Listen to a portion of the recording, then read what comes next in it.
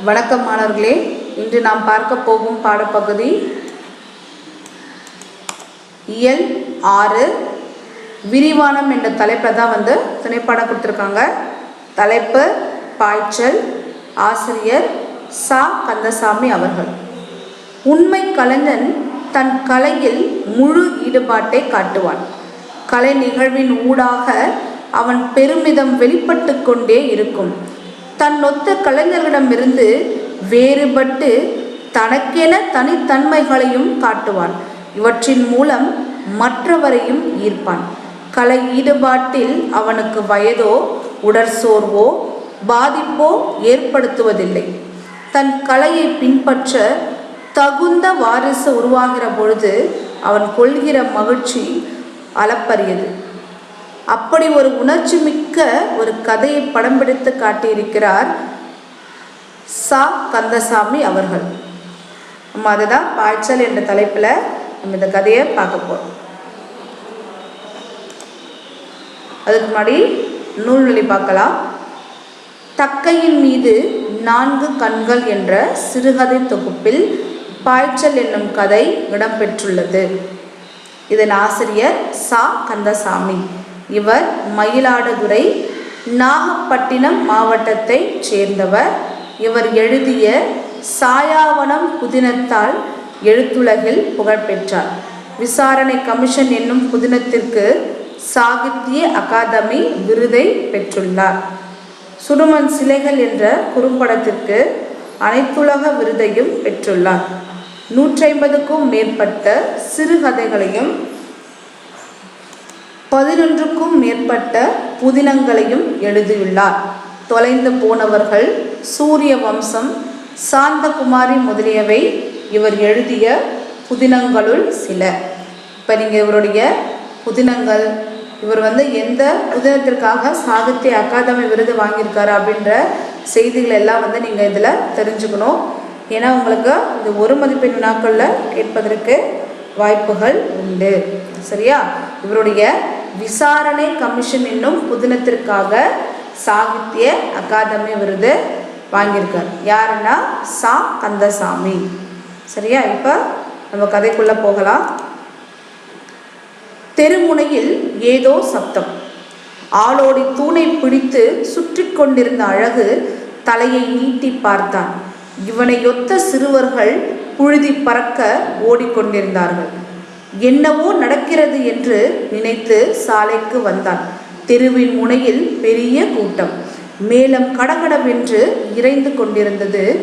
ஊருக்கு இவன் புதிதாகையால் என்ன நடக்கிறது என்பதை தீர்மானிக்க முடியவில்லை.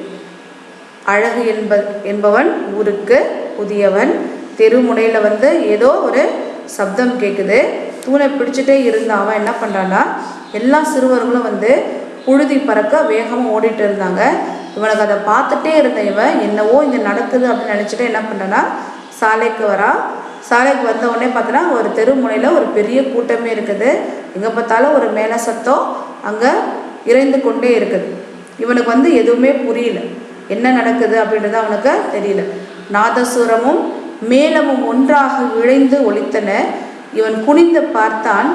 2 கால்கள் மின்னல் வெட்டி மறைவது போல துள்ளி பாய்ந்து சென்றன. அந்த கால்கள் மனித கால்களிலிருந்து மாறுபட்டு பச்சையா நீளமா என்று தீர்மானிக்க முடியாத நிறத்தில் இருப்பதை இவன் கண்டான். அவன் என்ன பண்ணானா, தெருமுனைக்கு வரும்பொழுது பார்த்திங்கன்னா நாதஸ்வரமும் மேளமும் ஒன்றாக இணைந்து ஒரே சத்தத்தில் ஒலிச்சிட்டு இருந்தது. அவன் பார்க்கும் பொழுது 2 கால்கள் மின்னல் எப்படி வெட்டி மறையுமோ அது போல துள்ளி பாய்ந்து சென்றது. அந்த கால்களை பார்த்த உடனே அவன் என்ன சொல்கிறான்னா, இது என்ன மனித கால்களை விட மாறுபட்டு இருக்குது. அந்த கால்கள் பச்சையும் நீளமும் கலந்த நிறத்தில் இருக்கிறத அவன் பார்க்குறான். அதுக்கப்புறம் என்னதுன்னா, ஆளுயர குரங்கு ஒன்று மரத்தின் மேலிருந்து கீழே இறங்குவது தெரிந்தது. ஒரு மனிதனுடைய உயரத்தில் ஒரு குரங்கு என்ன பண்ணுதுன்னா மரத்துல இருந்து கீழே இறங்குவதை அவன் பார்க்குறான். அவன் பார்த்த உடனே அவனால் நம்ப முடியல, இவ்வளோ உயரத்துக்கு ஒரு குரங்கு இருக்குமா அப்படின்றது. ஆனால் அதுக்கப்புறம் தான் அவனுக்கு தெரியுது அது குரங்கு அல்ல, அனுமார் அப்படின்றது அவன் தெரிஞ்சுக்கிறான். அனுமார் வேடமிட்ட ஒரு மனிதன், ஒரு ஆள் அப்படின்றத அவன் தெரிஞ்சுட்டு என்ன பண்ணனா, அவர் எப்படி ஆடுறாரு அப்படின்றத பார்க்கறதுக்காக அந்த கூட்டத்தில் முண்டி அடிச்சுட்டு முன்னாடி போய் அவன் நிற்கிறா. அனுமார் வந்து ஆடத் தொடங்குறார். தன்னுடைய வலது காலையோ இடது காலையோ மாறி மாறி தரையில் உதைத்து வேகமாக கைகளை வீசி நடக்க ஆரம்பிக்கிறாரு. அந்த கூட்டமும் அவர் பின்னாடியே வந்து நடந்து போகிறாங்க. கொஞ்சம் தூரம் போனதும் அனுமார் என்ன பண்ணாரு, கடையிலிருந்து தொங்கிய ஒரு வாழைத்தாரிலிருந்து பழங்கள்லாம் பறித்து எல்லாருக்குமே அவர் கொடுக்குறாரு. அதில் அழகுக்கும் ஒரு வாழைப்பழம் கிடைக்குது.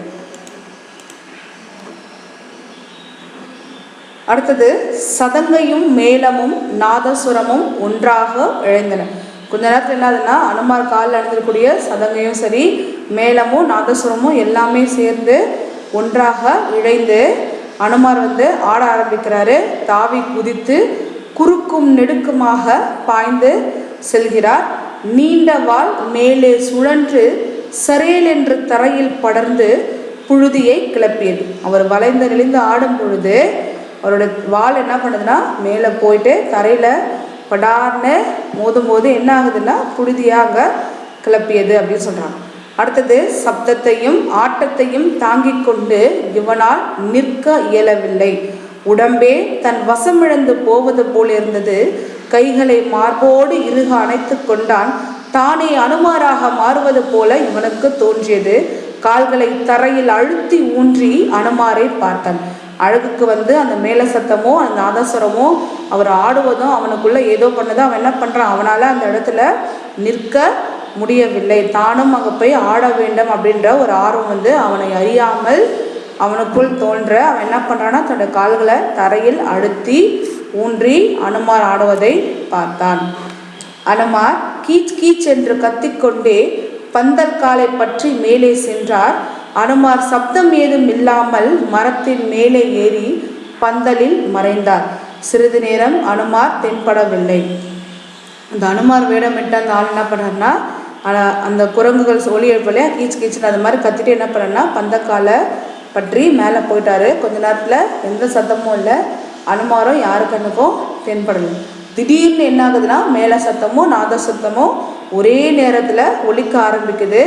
கூட்டத்தில் வந்து எல்லாருமே திகைச்சு பார்க்குறாங்க, திடீர்னு இவ்வளோ சத்தம் வருது அப்படின்னு பார்த்தோன்னா பந்தலை பார்க்கும் பொழுது மேலேருந்து அனுமார் வந்து பந்தக்கால வழியாக கீழே குதிக்கிறார். அவரோட வாலில் பார்த்தீங்கன்னா ஒரு பெரிய தீப்பந்தம் ஜுவாலை விட்டு எரிஞ்சுட்டே இருக்குது.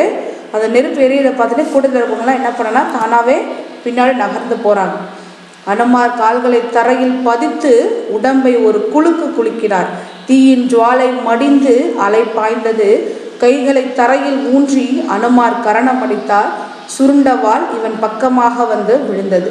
கூட்டம் அச்சத்தோடு கத்தியபடி அலைக்கழிந்தது. அனுமார் பெரிதாக சிரித்து கொண்டு நின்றார். அனுமார் நின்றதும் கூட்டம் அமைதியுற்றது. முன்னோக்கி நகர்ந்து வந்தது.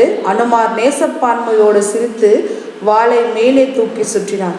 தீ வட்டமாக சுழன்றது. வேகம் கூட கூட கூட்டம் இன்னும் முன்னால் நகர்ந்து வந்தது. இவன் நெருங்கி அனுமார் பக்கம் சென்றான். அனுமார் வந்து தன்னோட ஆட்டத்தை ஆடுறாரு. வாளில் வந்து நெருப்பு பற்றி எரியுது. அந்த வாளை வட்டமாக சுற்றுறாரு. சுற்றும் போது தீயும் வந்து வட்டமாக சூழலுது. கூட்டமும் வந்து அங்கே அதிகரிச்சுட்டே வருது. இவன் நெருங்கி அனுமார் பக்கமாக செல்கிறான். தீயின் ஜுவாலை மெல்ல மெல்ல தணிந்தது. கீழே புரண்ட வாளை இவனை ஒத்த 2 பேர் தூக்கி வந்தார்கள். அழகு அவர் அருகில் சென்றான்.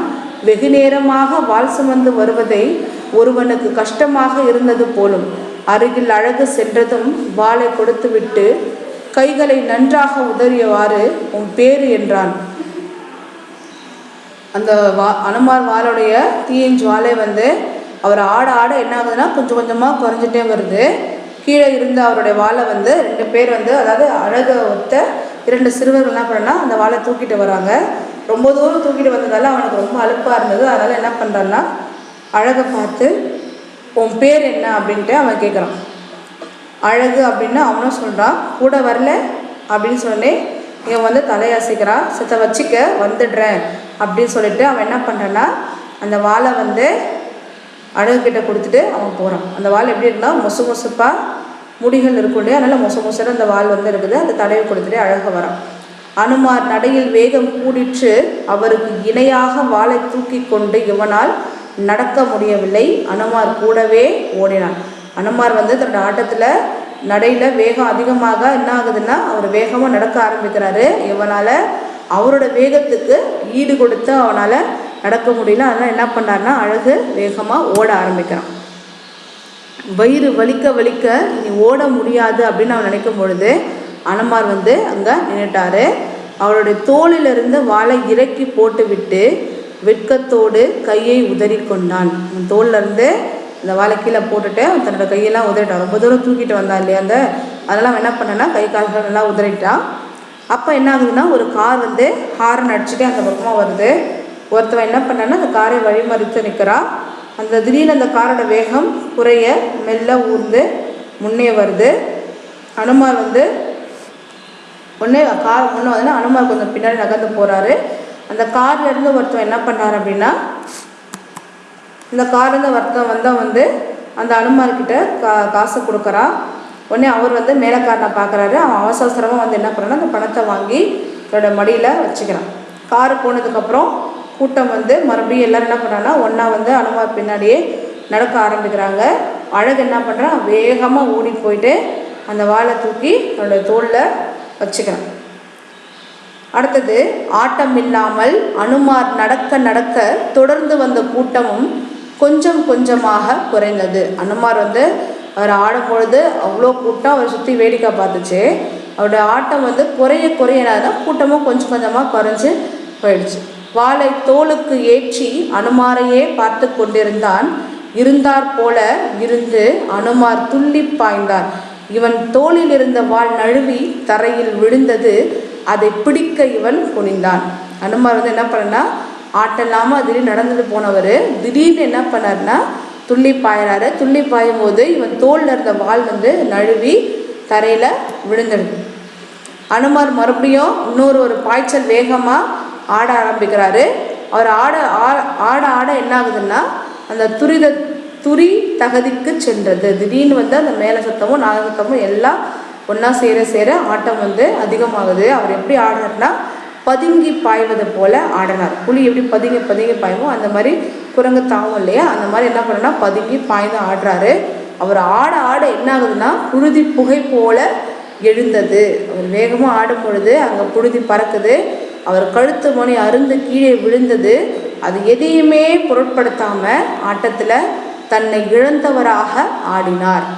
அவர் வந்து எதையுமே பொருட்படுத்தலை, வேகமாக ஆடுறாரு. அவங்க முழுக்க புழுதியாக கிளம்புது. அவரோட கழுத்தில் இருந்த மணியெல்லாம் அருந்து கீழே விழுந்தால் கூட அவர் எதையுமே பொருட்படுத்தலை. மேளமும் நாதஸ்வரமும் அவர் ஆட்டத்தோடு இணைந்து செல்ல முடியவில்லை. மேளமும் நாதஸ்வரமும் இசைச்சா கூட இவர் ஆட்டம் வந்து அதை விட அதிகமாக இருந்தது. அதுவே தடுமாறி விட்டது அப்படின்னு சொல்கிறாங்க. இவர் ரொம்ப வேகமாக ஆட ஆட மூச்சு வாங்க ஆரம்பிக்குது. உடனே அவர் ஆட்டத்தை நிறுத்துறாரு.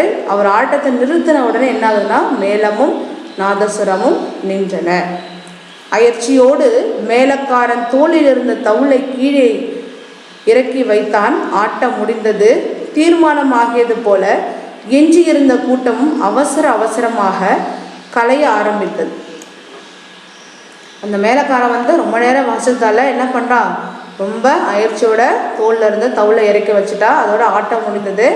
ஆட்டம் முடிஞ்சது தெரிஞ்சோடனே கூட்டமும் என்ன ஆகுதுன்னா கொஞ்சம் கொஞ்சமாக கலைய ஆரம்பிக்குது. கூட்டமும் கலைய ஆரம்பித்ததுக்கப்புறம் அனுமார் என்ன பண்ணார்னா ஒரு ஆலமரத்தில் சாய்ந்துட்டு வெகு நேரம் அவர் ஆடுறதுனால தன்னோட வாயாலே அவர் மூச்சு விட்டுட்டே இருக்கிறார்.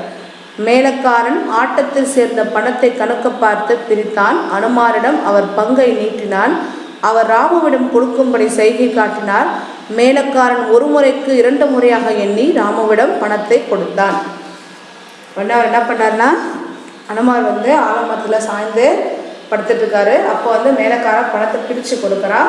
அவர் வந்து என்ன சொல்கிறாருன்னா ராமுக்கிட்ட பணத்தை கொடு அப்படின்னு சொல்கிறாரு. அவரும் ராமுக்கிட்ட பணத்தை கொடுத்துறார். மரத்தில் சாய்ந்து நின்ற அனுமார் நடக்க ஆரம்பித்தார். ராமு புழுதியில் புரண்ட வாளை அவசரம் இல்லாமல் வந்து மெல்ல தூக்கினான். சுமைத்தாங்கி கல் மீது உட்கார்ந்திருந்த அழகு அனுமார் போவதை பார்த்து வேகமாக கீழே குதித்து வந்து வாளை எடுத்து தோளில் வைத்து கொண்டான். அனுமார் வந்து என்ன பண்ணார்னா வேகமாக நடக்க ஆரம்பிக்கிறாரு. அவர் நடந்ததை பார்த்தோன்னே அழகு வந்து என்ன பண்ணுறா வேகமாக ஓடி வந்து அவருடைய வாளை எடுத்து தன்னுடைய தோளில் வைத்துட்டு அவர் கூடவே நடக்க ஆரம்பிக்கிறார்.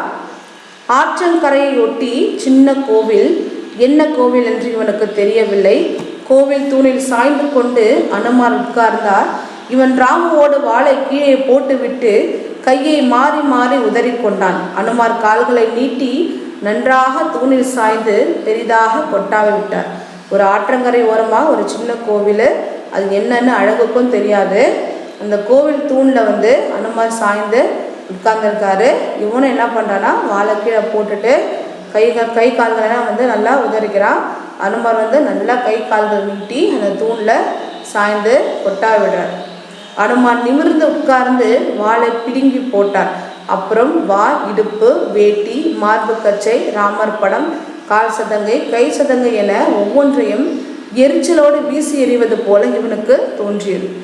கொஞ்ச நேரத்தில் அனுமார் என்ன பண்ணாருன்னா நிமிர்ந்து உட்கார்ந்து தன்னோட வாளை பிடிங்கி போட்டுறாரு. அதுக்கப்புறம் தன்னோட வாய், இடுப்பு, வேட்டி, மார்பு கச்சை, ராமர் படம், கையில் அணிந்திருக்கக்கூடிய சதங்கை, காலில் இருக்கக்கூடிய சதங்கை எல்லாத்தையும் வீசி எரியது போல இவனுக்கு தோன்றியது. ஆனால் அவர் எல்லாத்தையும் கட்டி வைக்கிறார். உடனே அழகு நினச்சிட்டா அனுமாருக்கு என்ன ஆகிவிட்டது அப்படின்ட்டு தன்னையே அவன் கேட்டுக்கிறான். அனுமாருக்கு இருமல் வந்தது. இதனால அவர் விட்டு விட்டு இருமிட்டே இருக்கிறாரு. காரி உமிழ்றாரு.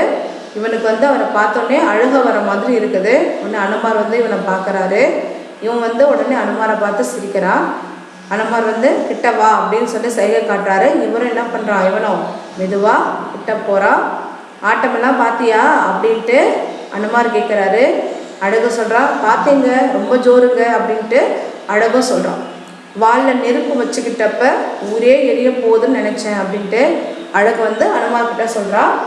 அனுமாருக்கு என்ன பண்ணா உடனே பெரிதாக ஒரு சிரிப்பு சிரிக்கிறார். அவர் சிரிக்கும் பொழுது அந்த சிரிப்பு இருமலாக மாறுது. அதுக்கப்புறம் என்ன சொல்கிறாருன்னா, எனக்கு கூட உங்களை மாதிரி ஆடணும்னு ரொம்ப ஆசையாக இருக்குதுங்க அப்படின்ட்டு அழகு சொல்கிறோம். அப்படியா, எங்கே ஒரு சின்ன ஆட்டம் ஆடி காட்டு, உனக்கு வருமானு பார்க்குறேன் அப்படின்ட்டு அனுமார் கேட்குறாரு. உடனே அவன் என்ன பண்ணுறான்னா சொன்ன வேகத்தில் எழுந்து தரையில் கிடந்த அவரோட வாளை எடுத்து இடுப்பில் கட்டிக்கிறா. சதங்கி எடுக்கிறா. அனுமார் எழுந்து நின்று இவன் பயப்படுற மாதிரி என்ன பண்ணுறாருன்னா பெருசாக சிரிக்கிறாரு. அதை பார்த்தோன்னே இவன் என்ன பண்ணுறான், பயந்து போய் சதங்கியை கீழே போட்டுடுறான். உடனே அனுமாரை பார்க்குறா. பரவாயில்ல, கட்டிட்டு ஆடு அப்படின்னு அவர் சொல்கிறாரு.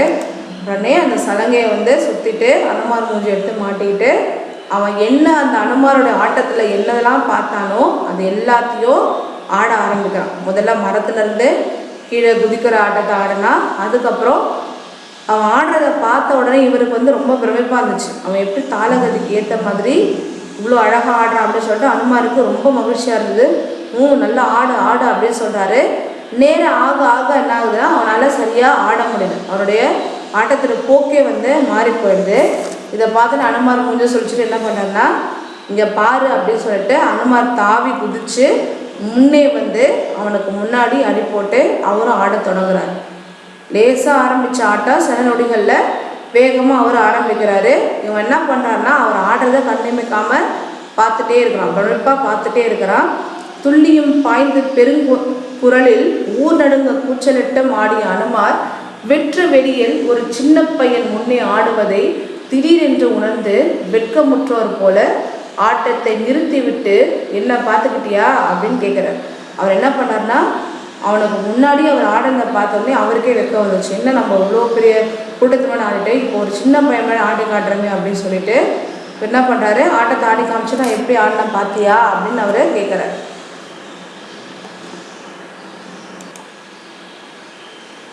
அவர் ஆடுறத பார்த்துட்டு நீ ஆடு அப்படின்னு சொன்னேன். இவர் என்ன பண்ணுறான், அழகு ரொம்ப நிதானமாக ஆட ஆரம்பிக்கிறான். அனுமாருக்கு தன்னை மீறிய ஒரு சந்தோஷம். ஏன்னா தன்னை போல ஒரு கவிஞனங்கு உருவாகி விட்டான் அப்படின்னு சொல்லிட்டு ரொம்ப சந்தோஷப்படுறாரு. அவனும் துள்ளி துள்ளி ஆடுறான். அதுக்கப்புறம் வாளில் பந்தம் கட்டிட்டு ஆடல, அந்த ஆட்டம் ஆடு அப்படின்னு சொல்கிறாரு. அழகு என்ன பண்ணுறான்னா சாய வேட்டியை வாளின் நுனியில் நெருப்பு வச்சுட்டு அவனும் ஆட ஆரம்பிக்கிறான்.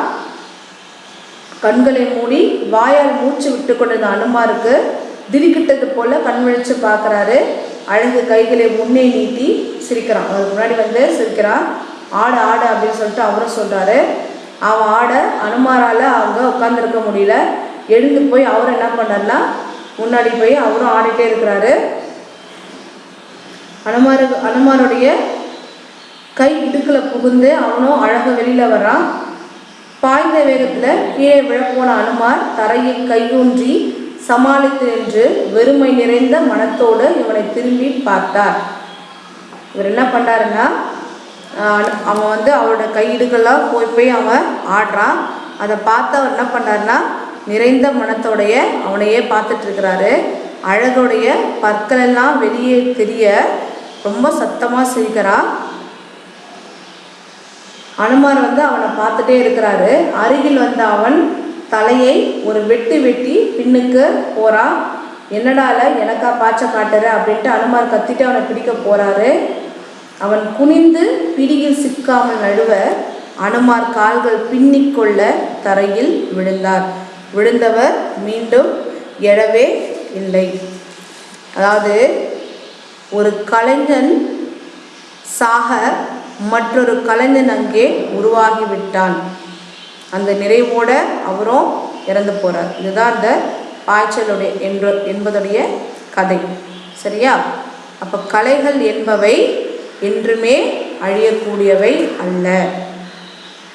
தன்னை ஒத்த ஒரு கலைஞன் உருவாகிவிட்டான் என்ற மகிழ்ச்சி கழிப்பில் ஒரு கலைஞன் அங்கே உயிர்விட நேருகிறது. அதாவது குருவை மிஞ்சிய சிஷ்யன் அப்படின்னு சொல்லுவாங்க இல்லையா, அதுதான் இந்த பாய்ச்சல் என்று சொல்லக்கூடிய இந்த கதை. இந்த கதையை மறுபடியும் நீங்கள் ஒரு தடவை புத்தகத்தில் படித்து பாருங்கள். ரொம்ப சுவையான ஒரு கதை. சரியா? அடுத்த காணொளியில் பார்க்கலாம். நன்றி.